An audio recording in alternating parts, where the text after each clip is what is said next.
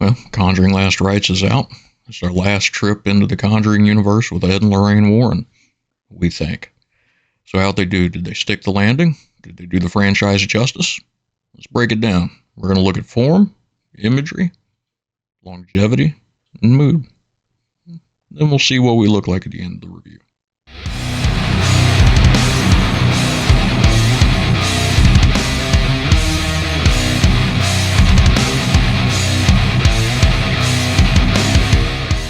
Eight people live in this house.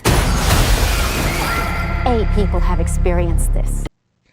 So when we're talking about form with the Conjuring Last Rites, really what we're talking about is the narrative structure. The pacing, how did it feel watching it? Did we lose track? And this is where I think really this film struggles the most. It follows a very standard template for the other Conjuring films, right? There's a hectic first part and a hectic last part. But the middle kind of flounders a little bit, and that's just very obvious in this film, especially when compared to the others. Obviously, this film focuses a lot more around Judy, Ed and Lorraine's daughter, as opposed to focusing on Ed and Lorraine themselves. So there is a bit of there's a need for a bit more exposition in this film, because we have to become familiar with the character that we're essentially following, right? That everything is happening to. Where this really starts to slip up, in my mind, is the fact that we have really a family here that's being affected by these entities that plays a much smaller role, in my opinion, than families in prior films. And I think at the end of the day, that kind of hurts this one. Overall, the performances were well done. I thought the family was very, very good, especially the teenage daughters. I think were very, very compelling characters. I just wish we had some more time with them. But yeah, it's a strong start, strong end. Even though I felt like the ending kind of drug a little bit. But the middle part was a little dull for me. Some good imagery, which we'll get into here in a minute, and some solid scares.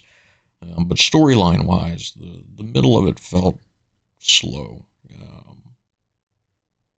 almost to the point that reordering things might have been good, right? Front load some of that exposition so that the film continues to go up and to ratchet up and increase that tension, instead of hitting us with a full blast at the very beginning and then kind of dying down and then coming back strong for the third act. So for form on this one, I think I'm going to give it a 4 out of 10. Again, it's not horrible, but it's not great. And comparing this to the rest of the films, I think that this portion of it is a step down, which is where the 4 comes in. So while I wish I could give this a positive score with regards to the form itself, I feel like it struggled a little bit. Now, imagery here is one area where I feel like the Conjuring franchise has always done an outstanding job. The creature designs, the ghost designs have always been really, really good. They've always been very frightening. I think James Wan and team really set it off in a good direction with the style of spirit that we're dealing with in these films. And with this one, that's maintained, right? These things are creepy. They are scary. They come out of nowhere. There's a couple of scenes with hands and appendages in areas that you're not expecting them. And it's very reminiscent of the red-faced demon scare from Insidious, in that you're expecting something to happen, you're waiting for it to happen, you're on the edge of your seat, but it happens in a way or from a direction that you're not expecting. But on the flip side of that, there are some scenes where you're looking directly at what's about to happen, and you know it's there.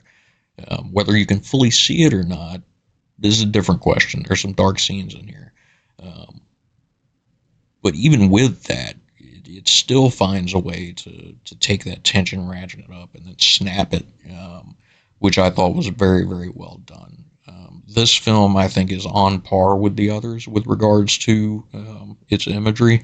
There is a lot more blood in this one than there was in others. Not necessarily in a gory way, although there's a couple of scenes that had me a little squeamish. Um, but overall, really well done, really well shot. Some of the action scenes in this film are very, very well done. There's a scene toward the end of the film with someone being dragged down a hallway that I thought was very good and had both me and my wife cringing in our seats a little bit as we watched it happen. So here, solid 7 out of 10. They did a good job with the imagery here and with the direction. I think Chavez, the director of this one, if I'm pronouncing that right, did a very, very good job of closing out this era of The Conjuring, we'll say, in a way that I think fans will find interesting and entertaining. So solid work there. Now, as far as longevity goes, this is a brand new movie, right? It came out this week. We don't know how long it's going to last. So this is one of those categories where I can't be too strong on it, and I also can't be too weak on it because only time will tell. I will say that with them using this as the ending point of Ed and Lorraine's story, I think it will stick around. I think it is a welcome addition to the franchise. Um, and I think that fans are going to come back to this. It is heads and shoulders above the Nun films. It's head and shoulders above most of the Annabelle films. And it's on par with most of the other Conjuring films. I would rank this stronger than 3, on a par with 2, but not quite as strong as 1. So for longevity here, since we can't really tell, I'm gonna give it a 6, just based on guessing. And then if we do later on, if we do a revisit to the franchise as a whole, maybe I'll take a different look at that and see how it plays out, especially with me. But this is one that I think it's gonna stick around. I think it's a worthy addition to the franchise, and I think that people are gonna enjoy it. Now, mood is something that this is one of the reasons it's not just last because it's the last letter in film. It's also last because I think it's the most important part of any movie. This is pure popcorn horror, and I love it. I'm there for it. It is a fun setup. It is frightening, not terrifying, but frightening. There's some solid jump scares.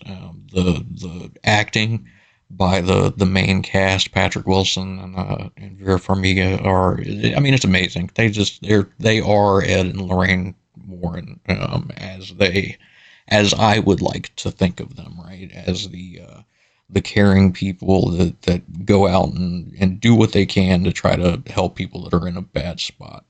Um, I think if you're looking to take a story like the Warrens and turn it into something entertaining, you have to give us a reason to root for them and their ties to family, and their love for each other, and for Judy is it's a good reason to keep me coming back.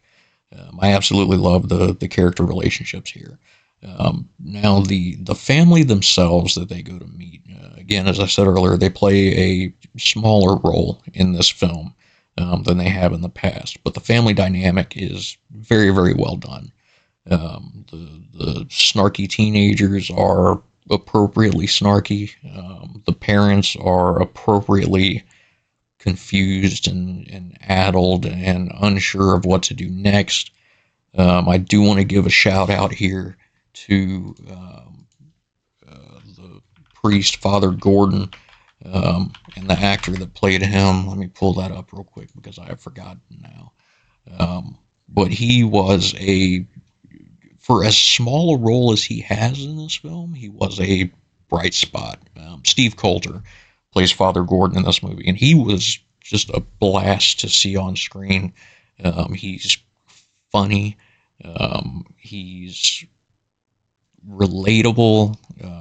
He did a very, very good job. Out of the supporting cast, he was the one that stuck out to me the most, as being that character that you could really get behind and really root for.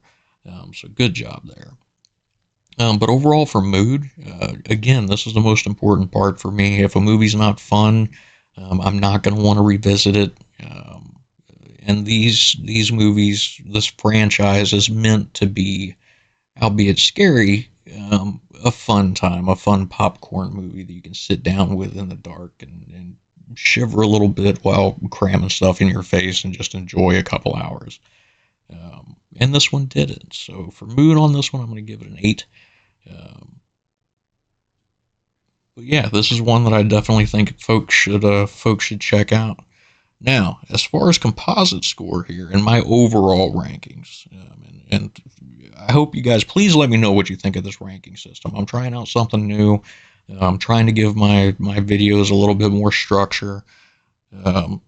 So please let me know your thoughts on how I'm doing with this, because I am very, very interested to hear what you think. But that being said, before we get to my final thoughts and final composite score on this one, be sure to like, share, subscribe, join the comments below. Right, let me know what you thought. Break it down the same way. Let me know what you thought about the form or the flow, the imagery in the film, whether or not you think it's going to last, and then the overall mood. Was it something that you were interested in, or did it turn you off right away? Let me know your thoughts. But yeah, for this one, overall, I'm going to give it 6.5. I think this is I think it's a good movie. I don't think it's great by any stretch, but it's also not poor. It's entertaining. Both me, my wife, and my daughter all enjoyed our time with it. And I think it's a fitting send-off for this franchise. I think after being the 9th film in a franchise is going to be difficult anyway. And the Conjuring has some very loose lore spread across, one, two, three different franchises. 4 if you want to count La Llorona, which I do. But I know they tried really hard to distance that film from this franchise. But overall, I really enjoyed it. So I would say this is one that if you are a fan of the Conjuring films already, go see this one in theaters if you haven't already. If you're kind of lukewarm on it, you can wait. I don't think this is one that you need to go spend extra money on to go see. Once it hits streaming, I think it'll have just as big an impact and a much bigger audience. And as weird as it sounds, being a big, tentpole franchise for horror over the past few years, I've always felt that the Conjuring films work better on a smaller screen in a more intimate setting.